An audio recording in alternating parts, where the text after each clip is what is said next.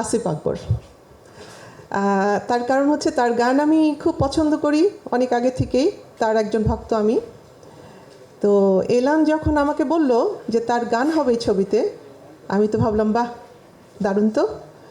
কারণ তার মানে এইটা বোঝাতে চাচ্ছি যে আমার পছন্দ এবং আমাদের পরিচালক যে তার পছন্দগুলো মিলে গেছে বলেই আমাদের কোনো ঝামেলা নেই, কিন্তু আমরা ঝামেলা নিয়েই কাজ করছি।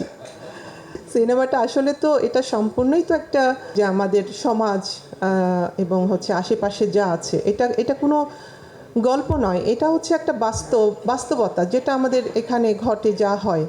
এবং এটা কোনো মানে কি বলবো, এটা কোনো কোথাও থেকে নেওয়া না, এটা আমাদের জীবন থেকে নেওয়া। তাই আমি আশা করব যে সবারই খুব ভালো লাগবে। এবং আমি নিজেও যখন কাজ দেখেছি, কাজ দেখে আমিও মুগ্ধ হয়ে গিয়েছি যে এত সুন্দর কাজ কিভাবে করতে পারে। খুবই সুন্দর, সবাই খুব খুব সুন্দর কাজ করেছে। এবং আমাদের যারা কাজ করেছেন তারা প্রত্যেকজন খুবই গুণী শিল্পী।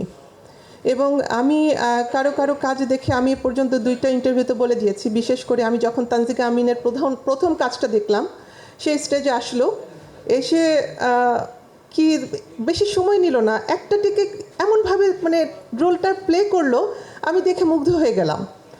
তো এখানে সবাই যারা কাজ করেছে খুবই ভালো কাজ করেছে এবং সবাই খুব গুণী শিল্পী।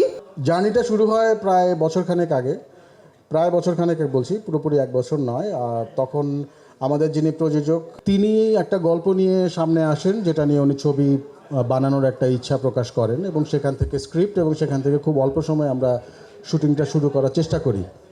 আমাদের এই ছবিতে অভিনয় করেছেন আপনারা যাদেরকে দেখতে পাচ্ছেন এখানে গুণী শিল্পী, আরও আছেন তানজিকা আমিন, শ্যামল মাওলা, নওশাবা, ইভান সাইদ, আমাদের দিয়া ম্যাডাম নিজেও, আবু হুরায়রা তানভীর, ডলি জোহর, আবদুল্লাহ রানা, সাবেরি আলম,